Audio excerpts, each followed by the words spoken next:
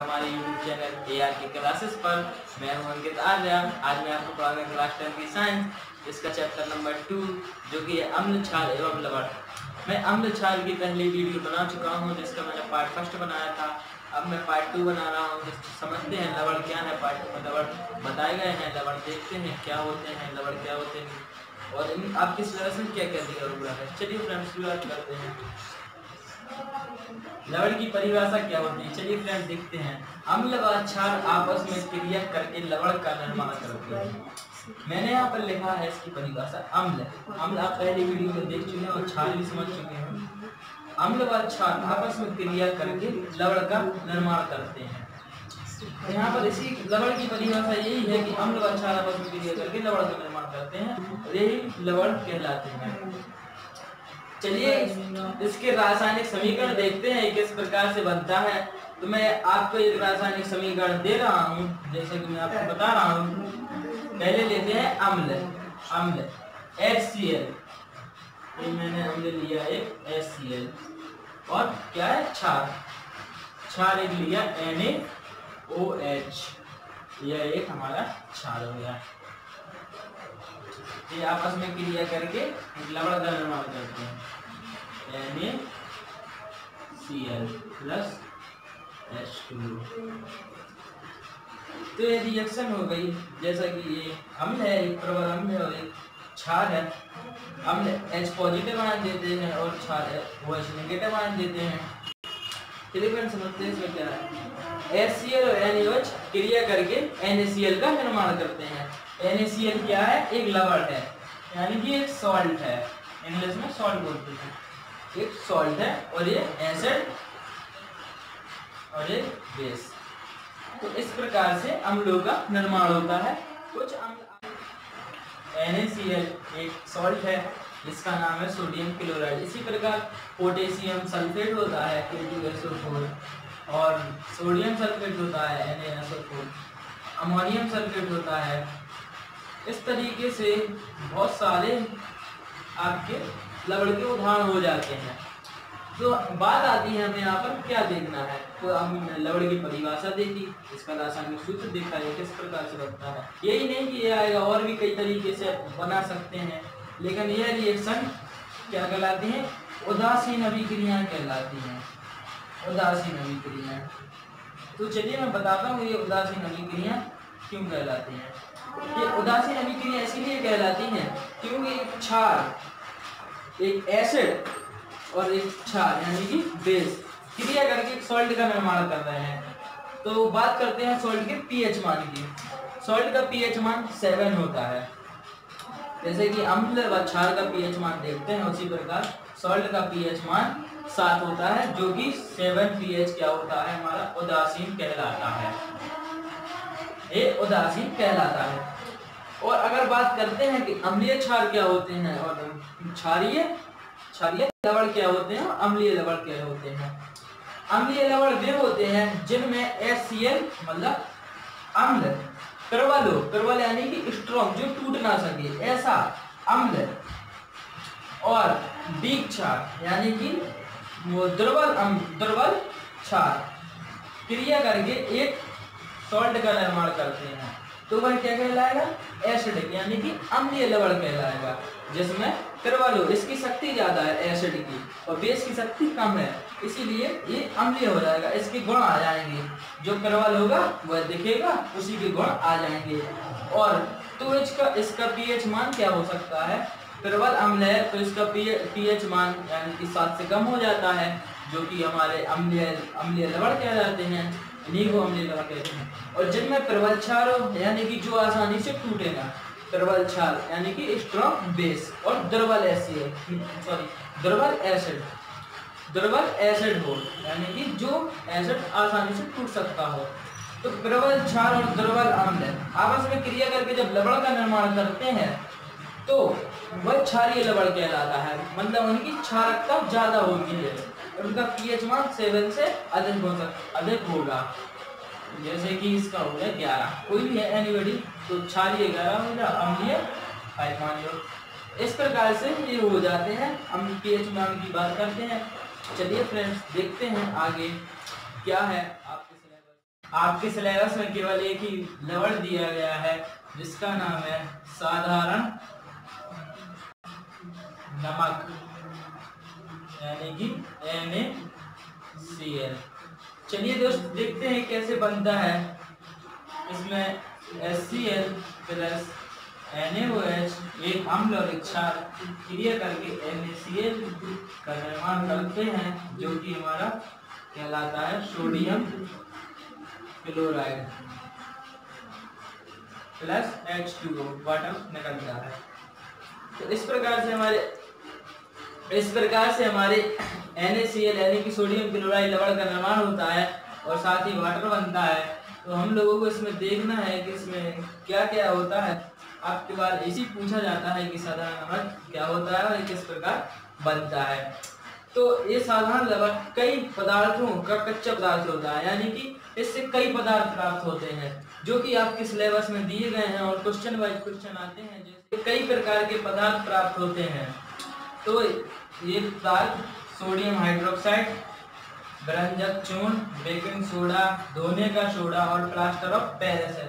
तो इसी में यानी कि लवण के टॉपिक में हम लोगों को ये चीजें देखनी है और इनका अध्ययन करना है। इनका क्वेश्चन भी आता है आपके एग्जाम में। इसी साल एक बेकिंग सोडा से संबंधित एक क्वेश्चन आया था और प्लास्टर ऑफ पेरिस से संबंधित एक क्वेश्चन आया था। तो चलिए फ्रेंड्स देखते हैं आगे ये किस प्रकार बनते हैं और इनका उपयोग क्या होता है। चलिए फ्रेंड्स समझते हैं। एक तो जो NaCl से प्राप्त होता है वो हमारा सोडियम हाइड्रोक्साइड होता है नंबर 1 पर। तो देखते हैं किस प्रकार से प्राप्त होता है। तो ये हमने एक कंटेनर बनाया है। कंटेनर मतलब कोई भी डिब्बा सा हो सकता है और इसमें कैथोड लगाए हैं, कुछ एनोड और कैथोड यानी कि इलेक्ट्रोड लगाए हैं। ये कोई भी छड़ हो सकती है जिसके द्वारा हम इस पानी में H2O में करंट प्रवाहित कर सकते हैं इसके द्वारा। चलिए फ्रेंड्स और देखते हैं किस प्रकार से सोडियम हाइड्रोक्साइड का निर्माण होता है। तो मैं यहाँ दिखा देता हूँ रिएक्शन NaCl प्लस H2O, यानी कि जो सोडियम क्लोराइड है, जो लवण है हमारा, जल से रिएक्शन करके NaOH जो कि है सोडियम हाइड्रोक्साइड साइड, इसके प्लस में निकलती है Cl2 गैस, क्लोरीन गैस, और निकलती है हाइड्रोजन गैस। यहाँ पर रिएक्शन थोड़ा प्रॉब्लम कर रही होगी लेकिन मैं बता देता हूँ। NaCl जब जल से क्रिया करता है तो NaOH यानी कि सोडियम हाइड्रोक्साइड का निर्माण होता है, एक क्षार होता है, प्लस में Cl2 गैस निकलती है और H2 गैस निकलती है। तो चलिए देखते हैं, एक प्रयोग दिया गया आपकी बुक में, तो समझते हैं इसको क्या है। जब हम NaCl को जल में प्रभावित करते हैं, इसमें ये प्लस चार्ज होता है, नेगेटिव चार्ज होता है, ये डोरी लगी होती है मान के चलो, और इसमें विद्युत धारा प्रवाहित करते हैं। तो NaCl H2O से क्रिया करके NaOH का निर्माण कर देता है और Cl2 गैस यहाँ से निकलने लगती है, H2 गैस यहाँ से निकलने लगती है। तो इसमें जो रिएक्शन मैंने यहाँ दिखाई है वो इस पर लागू होती है और यहाँ ये रिएक्शन होती है और ये बीच में एक झिल्ली लगी होती है जिसके द्वारा आयन गति करते हैं। इस साइड हमारे नेगेटिव आयन जैसे Cl नेगेटिव आयन गति करते हैं, यहाँ पर H पॉजिटिव आयन, इस प्रकार से आयन इधर उधर गति करते रहते हैं और NaOH का निर्माण होता है, एक घोल के रूप में प्राप्त होता है। तो आपके इस सोडियम हाइड्रोक्साइड में यही दिया गया था, आपको समझ में आ गया होगा। तो चलिए आगे बढ़ते हैं। नंबर 2 पर देखते हैं व्यंजक चूर्ण। इसमें दिया गया व्यंजक चूर्ण क्या होता है। ये भी आपका एक लवण है, तो देखते हैं इसमें व्यंजक चूर्ण क्या होता है। इसमें एक प्रकार का क्वेश्चन आता है, इस प्रकार का क्वेश्चन आता है, व्यंजक चूर्ण कैसे बनता है या बनाया जाता है और इसके उपयोग लिखिए। तो आपको पेपर में ऐसा क्वेश्चन यानी एग्जाम में ऐसा क्वेश्चन पूछा जाएगा और आपको पूछा जाएगा कैसा बनता है, उसका उपयोग लिखते हैं। तो आइए फ्रेंड्स देखते हैं कैसे। चलिए फ्रेंड्स देखते हैं कैसे बनाया जाता है व्यंजक चूर्ण। तो सर्वप्रथम जो हमें सोडियम क्लोराइड के जो विद्युत अपघटन किया था तो उससे Cl2 गैस निकली थी। कौन सी गैस? Cl2 यानी कि क्लोरीन गैस। तो जब बचे हुए चूने यानी कि कैल्शियम हाइड्रोक्साइड CaOH का कैल्शियम हाइड्रोक्साइड बुझे हुए चूहे का ये रासायनिक सूत्र होता है। इसके साथ Cl2 की क्रिया कराने पर हमें CaOCl2 प्राप्त होता है। CaOCl2 प्राप्त होता है, जो कि हमारा होता है विरंजक चूहा, और साथ में H2 गैस निकलती है। तो जैसे कि फ्रेंड यहाँ पर लिखा है CaOH का होल स्क्वायर प्लस Cl2 क्रिया करके विरंजक चूर्ण एक लवण का निर्माण करते हैं, जिसका रासायनिक फॉर्मूला होता है CaOCl2। इसमें केवल अभिक्रिया ही पूछी जाती है आपके एग्जाम में। नंबर 1 पर है सूती वस्त्रों व धुले हुए वस्त्रों को विरंजन में, यानी कि जो वस्त्र होते हैं बड़ी बड़ी फैक्ट्रियों में, बड़े बड़े उद्योगों में, इनका उपयोग विरंजक चूर्ण का उपयोग विरंजन करने में यानी कि रंगने में आता है। नंबर 2 पर रासायनिक अभिक्रिया में उपापचय के रूप में, रासायनिक अभिक्रिया में उपापचय यानी कि एक फैक्टर के रूप में इसका प्रयोग होता है। और जीवाणु रहित पानी में, यानी कि बहुत से आपने देखा होगा कि पानी बहुत सारा गंदा होता है, उसमें कई सारे जीवाणु होते हैं, उसको इसमें घोलकर जीवाणुओं को नष्ट किया जा सकता है, तो इसको जीवाणु रहित पानी में प्रयोग किया जाता है। तो चलिए अब देखते हैं नंबर 3 पर हमारा क्या होता है। चलिए फ्रेंड, आपका तीसरे नंबर पर आता है बेकिंग सोडा। बेकिंग सोडा क्या होता है? तो आपने आमतौर पर अपने घरों में भी, रसोइयों में भी देखा होगा, खानी सोडा होता है। जो बेकिंग सोडा होता है आमतौर पर इसका उपयोग खाने की चीजें बनाने में करते हैं, जैसे कि पकौड़ा वकौड़ा बनाने में करते हैं। तो इसका रासायनिक सूत्र क्या होता है? चलिए देखते हैं। रासायनिक सूत्र होता है NaHCO3। NaHCO3 ये इसका रासायनिक सूत्र होता है। इसका रासायनिक नाम sodium hydrogen carbonate. Sodium hydrogen मतलब Na सोडियम का होता है, H हाइड्रोजन का होता है और कार्बोनेट CO3 से कहते हैं। और इसके जो महत्वपूर्ण विधि होती है, जो बनाने की विधि होती है, आपके एग्जाम में पूछी जाती है। तो सर्वप्रथम इसमें हम NaCl लेते हैं, उसको जल में घोलते हैं, कार्बन डाइऑक्साइड और अमोनिया गैस मिलाई जाती है, तो ये आपस में क्रिया करके अमोनियम क्लोराइड यानी कि NH4Cl एक एसिड बनाते हैं, एक कंपाउंड बनाते हैं, और NaHCO3 जो कि है हमारा बेकिंग सोडा, जो कि एक लवण होता है, ये इसका निर्माण करते हैं। चलिए फ्रेंड, इसमें मैं एक बार और दोहरा देता हूँ इसको। NaCl जो कि एक लवण है, और इसमें इसके जल के साथ क्रिया करके और CO2 के साथ यानी कि कार्बन डाइऑक्साइड के साथ क्रिया करके और अमोनिया भी, इसमें 4 पदार्थ होते हैं। इस रिएक्शन में 4 पदार्थ देते हैं और हमारा NaHCO3 यानी कि बेकिंग सोडा बनता है, और साथ में NH4Cl बनता है। इसकी एक मोस्ट इम्पोर्टेंट जो रिएक्शन है वो आती है कि क्या होता है जब इसको गर्म करते हैं, बेकिंग सोडा को गर्म किया जाता है। तो आइए देखते हैं, जो कि आपके 2019 के एग्जाम हुए थे, उसमें भी एक क्वेश्चन आया था कि क्या होता है जब बेकिंग सोडा को गर्म करते हैं। तो आपको एक रिएक्शन दिखा देते हैं। जब बेकिंग सोडा यानी कि सोडियम हाइड्रोजन कार्बोनेट को गर्म किया जाता है, ये हमारा सोडियम हाइड्रोजन कार्बोनेट है, इसको गर्म करते हैं तो क्या बनता है? Sodium carbonate Na2CO3, sodium carbonate. Reaction balance नहीं, इसको बैलेंस कर लेते हैं, यहाँ पर 2 ले लो, Na2 हो जाएंगे और CO3 जो है, पूरी रिएक्शन बैलेंस हो गई। ये सोडियम कार्बोनेट बनता है प्लस जल बनता है और CO2 गैस निकलती है। तो जैसा कि आप देख सकते हैं कि जब हम इसको गर्म किया जाता है तो ये निम्न पदार्थ प्राप्त होते हैं। तो चलिए फ्रेंड्स आगे बढ़ते हैं, प्रयोग देखते हैं। नंबर 1 पर आता है कि हम लोग आमतौर पर देखते होंगे कि हमारे घरों में या रसोई घरों में हम इसका उपयोग खाना बनाने में भी करते हैं। हम लोग देखते हैं कि केक वगैरह बनाया जाता है तो बेकिंग सोडा के मिलाने पर वह फूल जाता है। तो यह फूल कैसे जाता है, या इसकी एक रिएक्शन भी है जिसमें जब हम बेकिंग सोडा में जल मिलाते हैं तो कैसे मिलाते हैं, मतलब किस प्रकार से रिएक्शन करता है कि खाना फूल जाता है। तो यहाँ पर देखना होगा NaHCO3 की क्रिया हम जल के H पॉजिटिव आयन होता है उससे करा दें तो क्या होता है। तो यहाँ पर CO2 गैस बन जाती है और H2 गैस बनती है और प्लस में इसका जो लवण बनता है वो अम्लीय होता है, अम्लीय लवण बनता है। तो इस प्रकार से ये रिएक्शन करता है जब हम इसे गर्म करते हैं या जल में मिलाया जाता है। NaCO3 को जल के H+ से रिएक्शन करा के जो हमारी CO2 गैस प्राप्त होती है, इसी के द्वारा हमारा जो भोजन है वो फूल जाता है। भोजन किसके द्वारा फूलता है? CO2 के कारण, कार्बन डाइऑक्साइड के कारण। केक वगैरह जो फूल जाते हैं वो इसी के कारण होता है। नंबर 2 पर इसका उपयोग देखते हैं।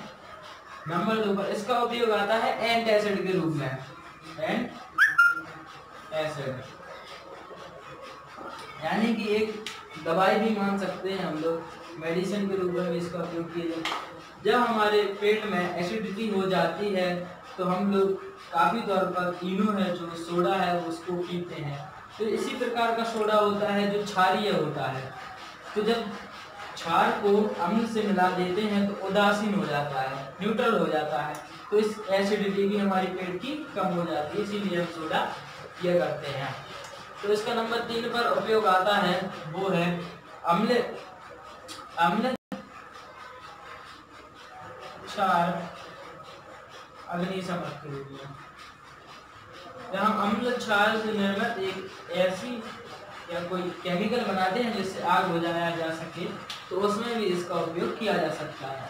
तो फ्रेंड्स आगे बढ़ते हैं। तो नंबर 4 पर आपका यहाँ पर है धोने का सोडा यानी कि वॉशिंग पाउडर। जब हम वॉशिंग पाउडर के रूप में उपयोग करते हैं वही रासायनिक सूत्र इसका होता है Na2CO3 × 10H2। तो इसकी विधि आती है बनाने की विधि। तो इसको किस प्रकार से बनाया जाता है? जब Na2CO3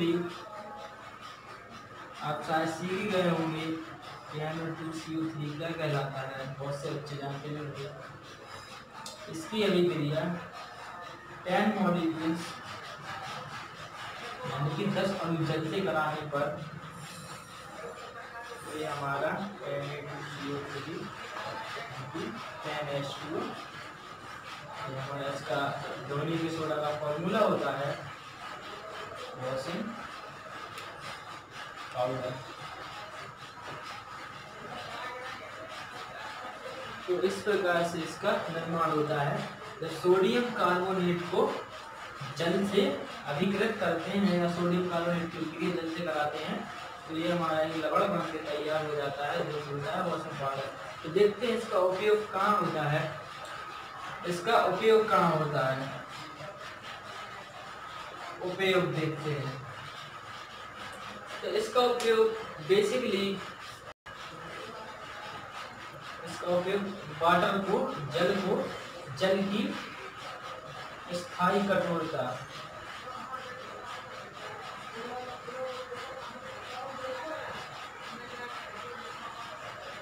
को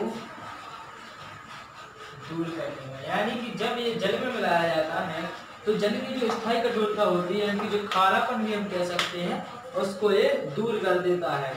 इसीलिए हमारे कपड़े पानी मिला घोल मिलाने पर साफ हो जाते हैं। और इसका रासायनिक अपमार्जक के रूप में भी उपयोग किया जाता है। तो यहाँ पर एक चीज बता दूं मैं, एक नंबर पर आता है उसको देखते हैं क्या है। इसमें 5वें नंबर पर प्लास्टर ऑफ पेरिस है। तो इसकी पहले अपन सबसे पहले बनाने की विधि देख लेते हैं, फिर इसका उपयोग देख लेंगे। तो जिप्सम को मैं लिख देता हूं, पहले जिप्सम को बताऊंगा कि जिप्सम क्या होता है। जिप्सम को 373 केल्विन ताप पर गर्म किया जाता है, तो यह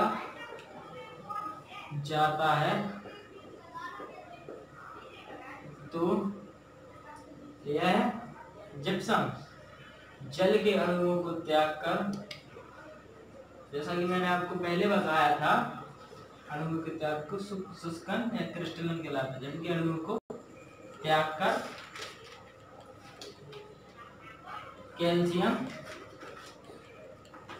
कैल्शियम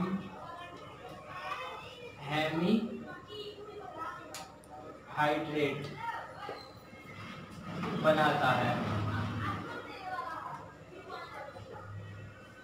तो देख लेते हैं कि जिप्सम को 373 केल्विन ताप पर गर्म किया जाता है तो यह जल के अणुओं को त्याग देता है। कौन त्याग देता है? जिप्सम 373 केल्विन ताप पर जल के अणुओं को त्याग देता है। और कैल्शियम हेमीहाइड्रेट, हेमीहाइड्रेट होता है कैल्शियम का मतलब कैल्शियम का फॉर्मूला होता है, हेमी मतलब होता है आधा, जो आधा जल का अणु बनता है। तो इसकी रिएक्शन देख लेते हैं किस प्रकार से रिएक्शन करता है। जिप्सम का फॉर्मूला होता है CaSO4 * 2H2O। ये हमारे जिप्सम का फॉर्मूला होता है, कैल्शियम का एक अपर रूप होता है, जिप्सम होता है। कई पदार्थ होते हैं कैल्शियम के अन्य सारे, उसमें से एक जिप्सम भी होता है। तो ये अपने जल के अणुओं को त्याग देता है जिप्सम। इसमें 373 केल्विन ताप पर क्रिया करके जल के अणु का त्याग कर देता है और प्लास्टर ऑफ पेरिस यानी कि कैल्शियम हेमीहाइड्रेट का निर्माण करता है, CaSO4 * 1/2H2O। इसमें जल का अणु तो होता है लेकिन केवल आधा अणु ही होता है और बाकी के जो अणु होता है यानी कि 1.5 कह सकते हैं अपन, वो निकल जाता है। इसलिए जल के अणु के साथ ये निष्कासन हो गया। इसमें केवल आधा H2O का अणु इसीलिए जुड़ता है क्योंकि ये पूरे CaSO4 के साथ जल का अणु नहीं जुड़ पाता है। केवल इन दो है ये, एक कैल्शियम एक सल्फेट, इनमें से किसी के साथ ही एक के साथ बॉन्ड बनाएगा, या कैल्शियम के साथ या सल्फेट के साथ, इसीलिए इसमें आधा अणु जुड़ता है, हाफ बॉन्ड बनता है और बाकी के जो अणु के होते हैं उसका ये जिप्सम निष्कासन कर देता है। तो अब बात आती है कि इसके उपयोग की। तो इसका उपयोग डॉक्टर है, जो पैर में प्लास्टर बांधते हैं उसमें इसका उपयोग किया जाता है और कई प्रकार के खिलौने बनाए जाते हैं। एक प्रोटीन की तरह व्हाइट पाउडर होता है जो कैल्शियम का बना होता है, इसका फॉर्मूला था CaSO4 * 1/2H2O। तो आई होप आपको वीडियो पसंद आई होगी, तो वीडियो को लाइक करना, हमारे चैनल को सब्सक्राइब करना।